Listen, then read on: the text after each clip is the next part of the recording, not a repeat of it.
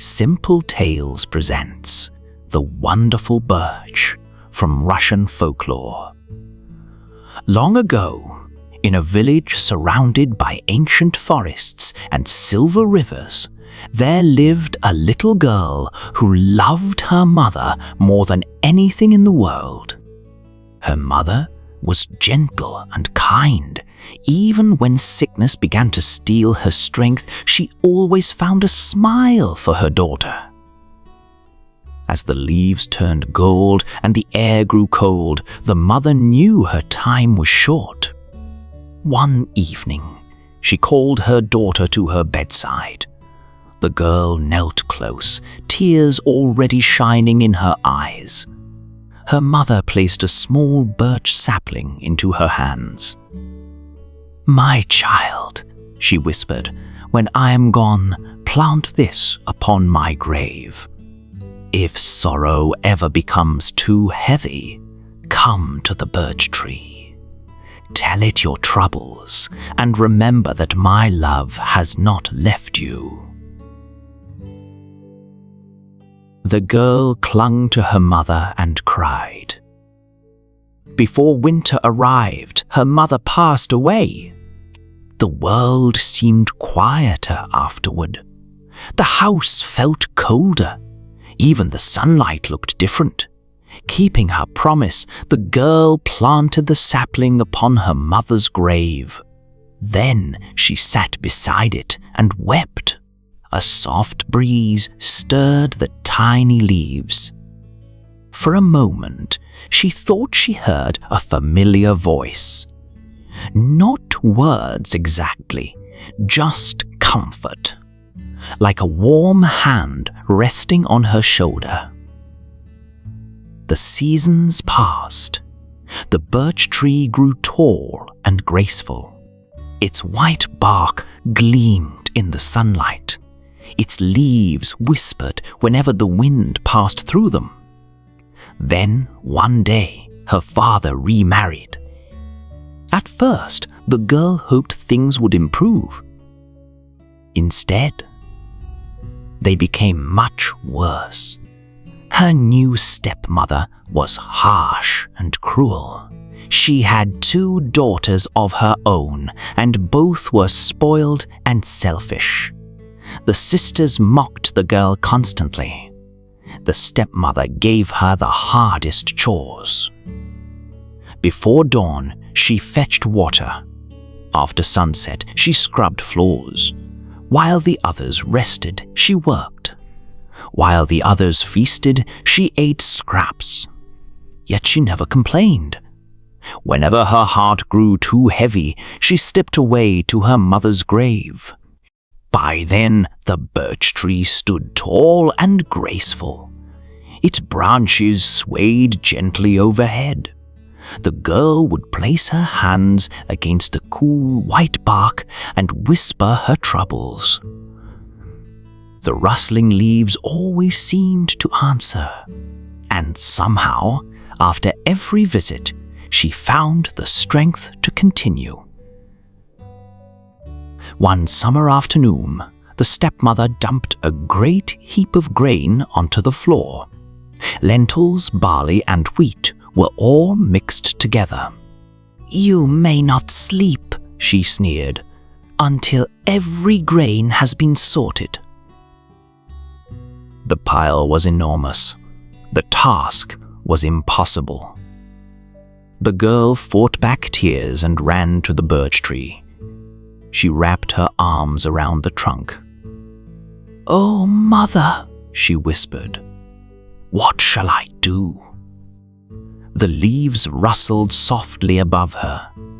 When she returned home, a wonder awaited her. Small birds had gathered around the pile. They hopped and fluttered across the floor, sorting the grains with their tiny beaks. By nightfall, the work was done. The stepmother stared in disbelief. But her cruelty only grew. Again and again, impossible tasks appeared. Again and again, the girl found comfort beneath the birch. And somehow, help always came. Years passed. The girl grew into a young woman. Though her clothes were worn and patched, she possessed a quiet beauty that could not be hidden. Then news arrived that a grand festival would be held at the prince's palace. People came from villages near and far. Music would fill the halls. Lanterns would glow through the night. Everyone was invited. Everyone except the girl. "You?" laughed her stepsister. "Go to the palace looking like that?" The stepmother smiled coldly. She poured baskets of grain onto the floor. "Finish sorting all of this before sunset," she said. The girl watched her stepmother and sisters leave for the festival. Then she ran to the birch tree. Tears filled her eyes. "Oh, mother," she whispered, "I only wished to see the celebration." The branches swayed overhead. Sunlight shimmered through the leaves. Then something extraordinary happened. A shower of silver leaves drifted from the branches. As they touched the ground, they became shining threads. The white bark glimmered like moonlight and folded itself into a magnificent gown. Silver embroidery sparkled across the fabric like frost beneath the stars. Delicate shoes appeared among the roots.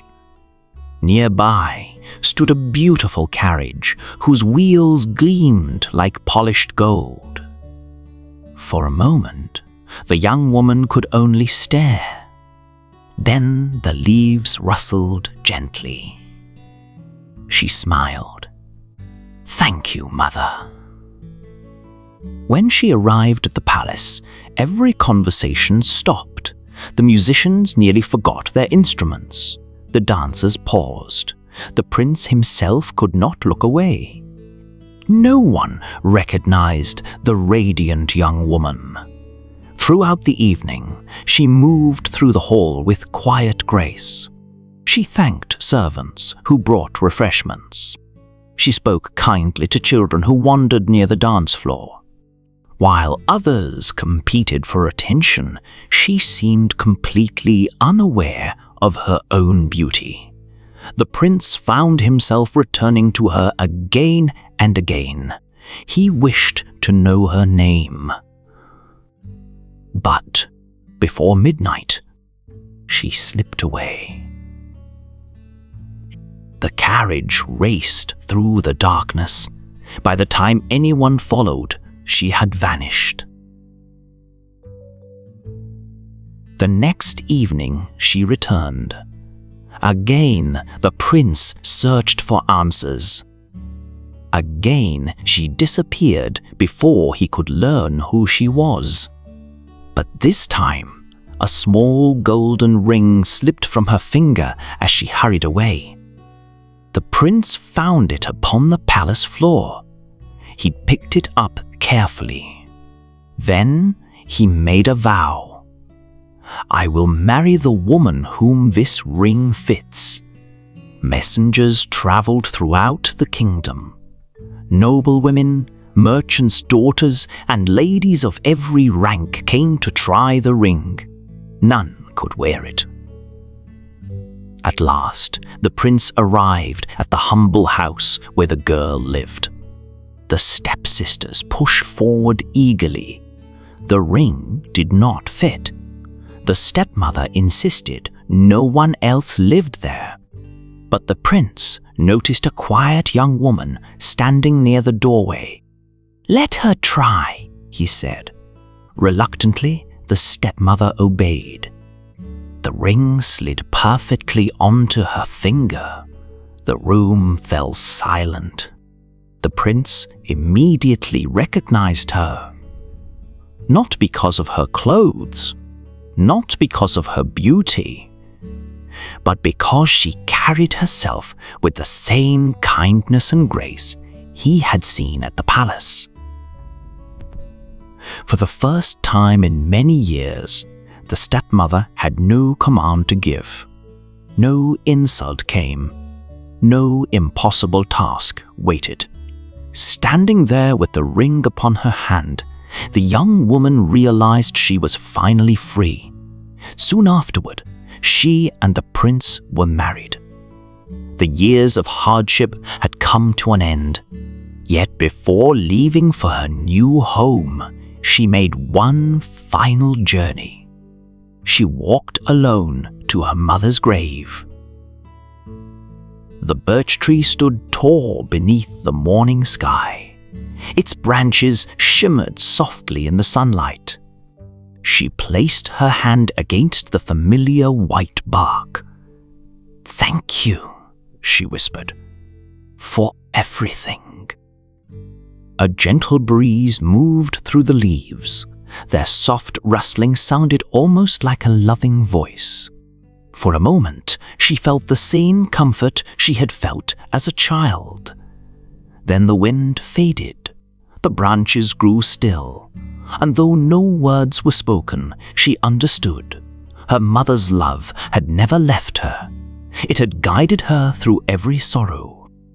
It had given her strength when she felt alone. And now it was time to walk forward on her own. The story of the Wonderful Birch reminds us that love does not end when someone leaves this world. The people we lose continue to shape us through their kindness, their lessons, and the memories they leave behind. Like the roots of a great tree hidden beneath the earth, their love continues to support us long after they are gone. Thank you for listening to Simple Tales. If you enjoyed this story, please like, share, and subscribe for more legends, myths, and folk tales from around the world. Until next time, remember, the strongest roots are often the ones we cannot see.